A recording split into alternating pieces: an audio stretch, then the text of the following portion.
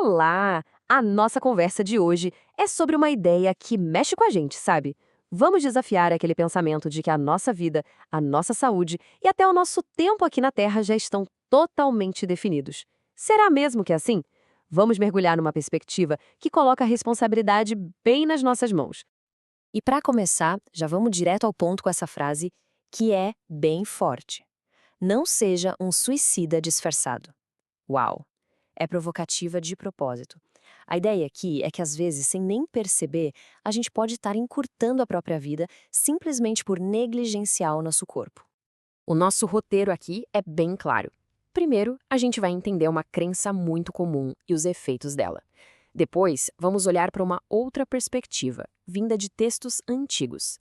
Daí, a gente fala sobre responsabilidade pessoal, sobre os benefícios de se cuidar e, no final, por que tudo isso importa para a nossa missão por aqui. Então, vamos lá para a primeira parte, uma crença equivocada. A ideia central aqui é que tudo começa na mente.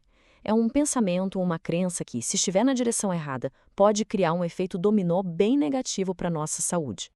E olha só que interessante essa progressão. É como uma escadinha, né? Começa com um entendimento errado sobre o destino, isso leva a uma crença errada de que a gente não tem responsabilidade nenhuma, e o resultado, práticas erradas. Ou seja, a pessoa simplesmente para de cuidar do próprio corpo. É uma coisa levando a outra. E o nome técnico disso é determinismo divino, ou, de um jeito mais simples, fatalismo. Sabe aquela ideia de que o dia da morte já está marcado no calendário e que não adianta fazer nada para mudar? É exatamente essa crença que a gente vai analisar de perto. Tá, mas e daí? Qual o problema de pensar assim? Bom, o efeito prático disso é a apatia. Pensa bem, se nada do que eu faço importa, para que eu vou me dar o trabalho de me cuidar? O resultado é óbvio: negligência com a saúde, o que acaba minando todo o nosso bem-estar e a nossa vitalidade. Ok, então a gente já entendeu o problema. Agora vamos para a segunda parte e ver o outro lado da moeda. A fonte que a gente está analisando traz um contraponto bem interessante, baseado em textos bíblicos. E a visão ali é bem diferente. A longevidade, ela está muito ligada às nossas escolhas. E olha só essa passagem. O que chama atenção é a pergunta direta, quase um puxão de orelha, né? Por que morrer antes da sua hora? A mensagem aqui é claríssima. Sim, é possível morrer antes da hora. E isso por causa das nossas próprias ações, das nossas tolices. E essa ideia continua. Aqui, o texto diz que seguir certos caminhos, certas sabedorias, não traz só paz, mas pode literalmente acrescentar anos à vida de alguém. Não é só uma metáfora, a promessa de mais tempo de vida mesmo. E para não deixar dúvida, vem mais uma passagem na mesma linha. A sabedoria está ligada diretamente a ter mais dias de vida. Percebe como a mensagem é consistente? A tecla que se bate é sempre a mesma. Escolhas sábias promovem, sim, a longevidade. Então, resumindo o que a gente viu até agora nesses textos, a conclusão é que a nossa vida não é um relógio com uma contagem regressiva travada. As nossas decisões têm um peso real. Elas podem colocar mais tempo nesse relógio ou tirar. Isso nos leva direto para a terceira parte. A escolha é de cada um. Agora a gente entra numa questão que pode parecer um paradoxo, né? Como é que a nossa responsabilidade pessoal se encaixa com a ideia de um Deus que sabe de tudo? Uma coisa não anula a outra? Olha, esse quadro deixa a diferença bem clara, preto no branco.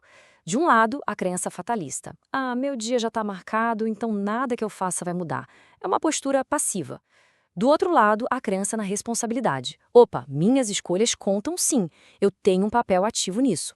Totalmente diferente, né? E para ilustrar isso, a fonte lembra da história de Caim.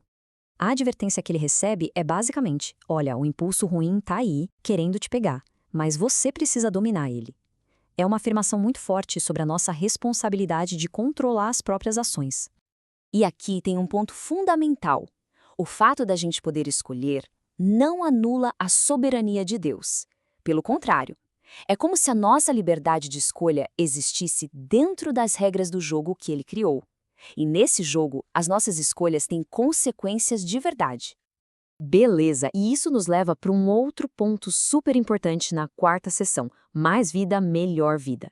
Porque, vamos combinar, não adianta só pensar em viver mais, a gente precisa pensar em viver melhor. A qualidade dos nossos anos importa em muito. E essa frase resume tudo, né? Cuidar da saúde não é só uma poupança para a velhice, é um benefício que a gente sente agora, hoje. É ter mais energia, mais disposição, mais vida nos nossos dias. O retorno é imediato. Essa pergunta dos Salmos é para a gente parar e pensar um pouquinho. Quem aí ama a vida e quer ter muitos dias bons? Imagino que todo mundo, certo? E a fonte destaca que a receita para isso, que vem logo depois no texto, envolve um jeito específico de viver. Então, no fim das contas, quais são os ganhos? Primeiro, uma qualidade de vida melhor, aqui e agora. Segundo, um risco menor de ficar doente. E terceiro, aquela paz de espírito de saber que, olha, a minha parte eu estou fazendo. É um cenário onde só se tem a ganhar. E agora a gente chega na amarração final de tudo isso. A conclusão é: o céu pode esperar. E o que isso quer dizer? Quer dizer que ter uma vida longa e saudável não é o objetivo final. É um meio para a gente cumprir algo maior enquanto estamos aqui. Gente, que metáfora incrível!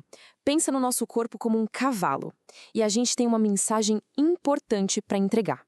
Se a gente não cuida do cavalo, se ele fica doente, a gente não consegue entregar a mensagem.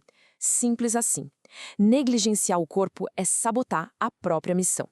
O ponto-chave é esse: o cuidado com o corpo afeta diretamente a nossa capacidade de fazer o que a gente veio fazer aqui.